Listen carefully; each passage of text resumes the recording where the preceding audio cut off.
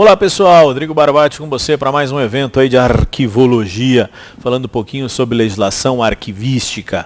Discutimos com você na aula passada a Lei de Acesso a Informações Públicas na parte referente a documentos sigilosos, aquilo que é mais contundente para cair só em provas de arquivologia ou noções de arquivologia. Eu sei que a legislação é muito abrangente, a Lei de Acesso a Informações pode cair em diferentes concursos, em diferentes áreas, inclusive em temas de administração, temas de gestão. Eu acho que isso é importante você considerar. No nosso caso, nós vamos complementar na aula de hoje os temas referentes à Lei de Acesso a Informações Públicas. Nós vamos falar um pouquinho sobre o Decreto 7724, que regulamenta isso na administração pública federal, para que você possa ter uma visão sobre o tema.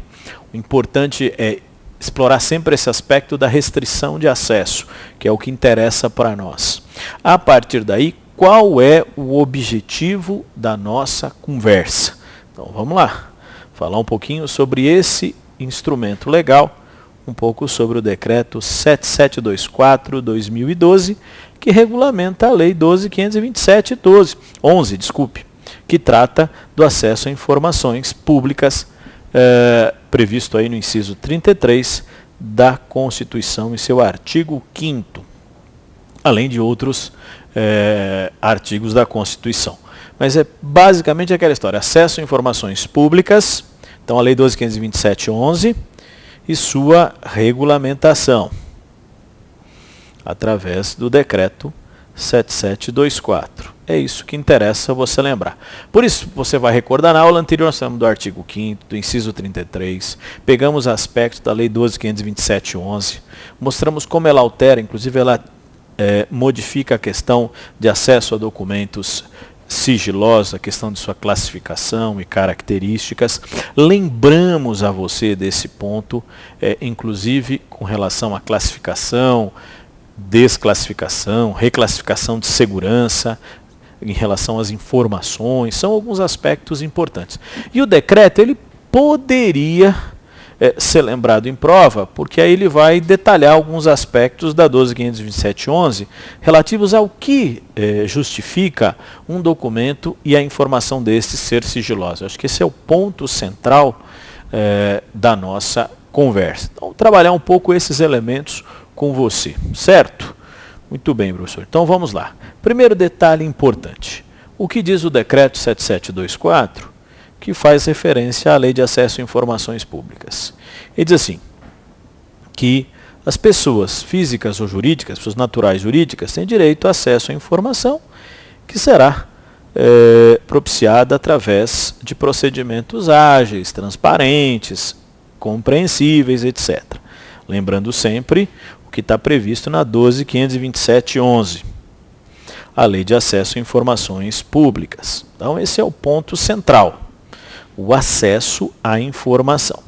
Muito bem, então a lei, eu estou regulamentando o meio de acesso, seguindo os princípios da 12.527/11, a Lei de Acesso a Informações Públicas. E aí não tem mistério. O que nós queremos lembrar para você é o que você não tem acesso. Se o princípio, isso é fácil, que todos têm direito à informação prestado por órgãos públicos, claro, como diz a Constituição, em seu artigo 5º, inciso 33, ressalvado aquelas que colocam em risco a segurança da sociedade e do Estado, é interessante lembrar que eu não tenho acesso a certos meios. Então a minha discussão aqui é óbvio que o acesso à informação é princípio. Isso você sabe, eu sei, fica fácil. Agora, o avaliador pode perguntar no que não se aplica o acesso à informação. Quando é que você não tem acesso? Ou seja, nós estamos discutindo aqui por que é sigiloso. Então, a discussão sobre informação sigilosa. E por que ela é sigilosa? Porque está previsto em lei que você não pode chegar a um determinado lugar. Exemplo, bem fácil aí. Você vai lá no banco e fala, escuta, o João tem conta aí? Pois não. Eu queria saber o saldo do João. Não, isso eu não posso dizer, porque está protegido pelo sigilo bancário. É isso. Então a discussão aqui é dizer quando você pode e quando você não pode. Para nós, interessa saber as exceções, quer dizer, quando você não tem acesso. Essa é uma característica interessante. Então, você não tem acesso aos sigilos previstos em lei, sigilo fiscal, bancário, de operações e serviços no mercado de capitais, operações comerciais, profissionais, industriais, segredo de justiça, ou seja, aquilo que está previsto em lei. Então tem coisas que eu não vou poder acessar porque a lei não permite. Esse é um ponto importante que você vai lembrar. Muito bom. E ela também não se aplica às informações referentes a projetos de pesquisa, desenvolvimento científico, etc. O sigilo seja imprescindível à sociedade e ao Estado aquilo que o parágrafo 1º da Lei 12.527 já falara. Então eu vou dizer aqui para você que a gente pode resumir isso com o termo de conhecimentos sensíveis. Então, professor, não se aplica aos chamados conhecimentos sensíveis, sim, como não se aplica ao sigilo previsto em lei, ao sigilo legal, definido para o fiscal, bancário, profissional, etc. Então, aquilo que não se aplica aos chamados conhecimentos sensíveis e ao que está previsto em lei, vale sempre lembrar, aquele que já está previsto em lei e que eu não posso ter acesso. Então é aí que você vai destacar essa característica do que lembra o decreto. Fala, não adianta eu ir a um banco e pedir o saldo de alguém, se eu não sou esse alguém ou autorizado, e também não adianta eu buscar algum projeto, eu quero saber o que vocês estão fazendo aí, eu quero a fórmula disso aí, quando eles não, mas isso não pode porque é um conhecimento científico importante, conhecimento sensível, então não posso ter acesso. Essa é a característica fundamental, o que lembra de essencial a legislação. Tá? Só que aí, ela precisa também explicar para você, ou pode perguntar para você, melhor dizendo, a banca, sobre essa classificação de segurança, que o artigo 25 diz assim, olha, por que é considerado imprescindível a segurança da sociedade e do Estado? Então, por que eu vou fazer uma classificação de segurança, dizendo que aquela informação é sigilosa? E por que ela tem que ser sigilosa? É uma informação sigilosa por quê? Ora, porque ela pode, se for divulgada irrestritamente, se for ostensivamente divulgada, ela pode, por exemplo, pôr em risco a soberania nacional. Então, é algo que compromete a nossa integridade, que compromete a nossa defesa, então não pode ser divulgado. Se eu divulgar essa informação, eu coloco em risco a integridade do país. Por exemplo, eu também não posso divulgar informações que possam prejudicar negociações internacionais que o país desenvolve com outros organismos. Tá? Também colocar em risco informações fornecidas por outros estados de forma sigilosa. Então, um organismo internacional, exemplo. Vamos imaginar que você tem uma cooperação na área de segurança entre o Brasil e os Estados Unidos no combate ao terrorismo internacional. Então, não posso divulgar isso, porque isso pode colocar em risco essa operação, essas informações, que têm que ser sigilosas. Muito bem. Também posso colocar em risco a população. A vida da população, a segurança da população, a saúde da população, alguma coisa que possa criar pânico ou criar algum problema que prejudique a população. Então, você viu que tem algumas informações relacionadas às negociações internacionais, informações sigilosas internacionais. São alguns aspectos aqui, aquelas que colocam em risco a integridade do país. Já não é difícil, né? Você vai deduzir por que eu não posso fornecer essas informações e você percebe esse aspecto. Muito bem. Outros riscos que ela pode oferecer: risco à estabilidade econômica. Então, eu vou divulgar dados ou medidas que possam gerar um pânico. As pessoas vão correr aos bancos, por exemplo, e provocar uma crise, uma quebradeira, etc. Ou até mesmo aquelas que, pela sua natureza, possam trazer risco às operações das Forças Armadas. Quer dizer, ela tem os planos de defesa e as atividades e ações que, se eu divulgo, posso comprometer. Outro aspecto interessante é aquilo que prejudica os projetos de pesquisa, etc. E não só os projetos, mas tudo aquilo que se relaciona a esses projetos e ao interesse estratégico nacional.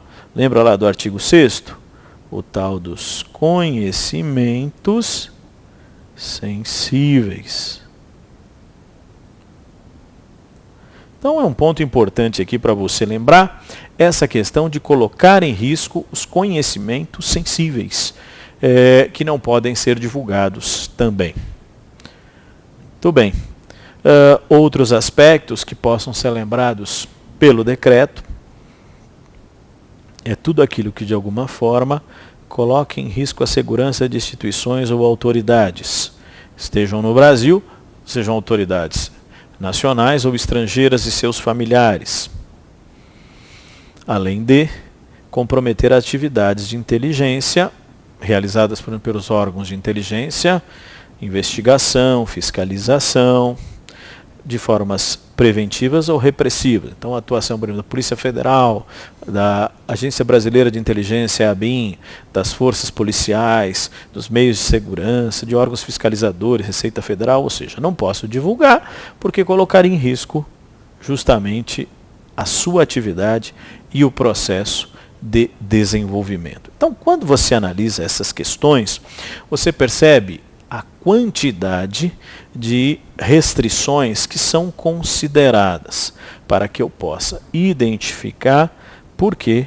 eu tenho que pensar no sigilo da informação. Muito bem, então esse é um ponto importante que deve ser lembrado pela natureza e pelas características desse processo. Muito bem. Antes de eu falar do exercício, algumas observações importantes sobre esse tema. É óbvio que o decreto 7724 está pensando na administração pública federal e tem um panorama geral de prova.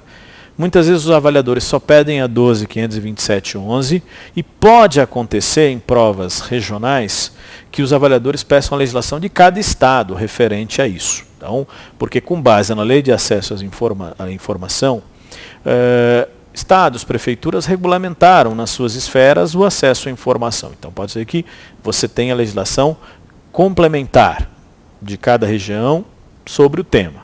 Mas fica a 12.527.11 como um marco fundamental e o decreto 7724 como a sua regulamentação, permitindo a visualização desses temas e das características aí que identificam. Muito bem. Outra coisa importante. Informação relacionado à vida privada. Aí não estou discutindo a questão de informação pública. Então, aquelas informações que possam colocar em risco a honra e a imagem das pessoas, têm por princípio um sigilo de 100 anos. Isso está definido em termos legais. Então, não é aqui a conversa. Aqui é acesso a informações públicas. O debate é esse. Tá? 12.527.11 é a Lei de Acesso a Informações Públicas. Essa é a característica. E a questão privada, as informações privadas das pessoas que possam comprometer a sua honra ou imagem, aí 100 anos, sempre lembrando do sigilo. Todo um debate aí nessa questão também vale lembrar. Bom, fechando a conversa, dá uma olhada na pergunta. É uma questão proposta na prova da Polícia Federal. Então, assim, no que se refere à análise tipológica e às políticas de acesso aos documentos, de arquivo. Então, análise do tipo e as políticas de acesso. Veja, a discussão sobre acesso aos documentos era o tema central dessa conversa. Então, diz assim: 3 categorias de sigilo para a classificação de um documento são. Então, é o que está na lei.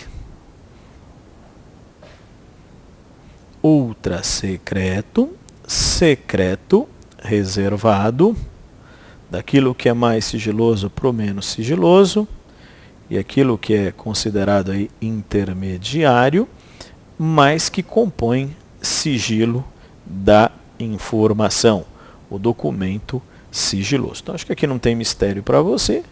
Então, essa informação está correta, caracterizando esse processo de acesso aos documentos e a natureza da informação aqui abordada. Ponto importante, então, para nós: gabarito, correta a informação. Quer conhecer um pouquinho mais sobre legislação? Dá uma olhada no site do Conselho Nacional de Arquivos. Lá você encontra também o dicionário de termos arquivísticos, conhecer um pouquinho mais sobre sigiloso, ostensivo, etc.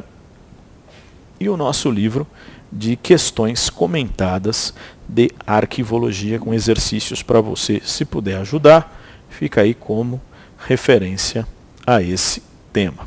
Certo? Muito bem.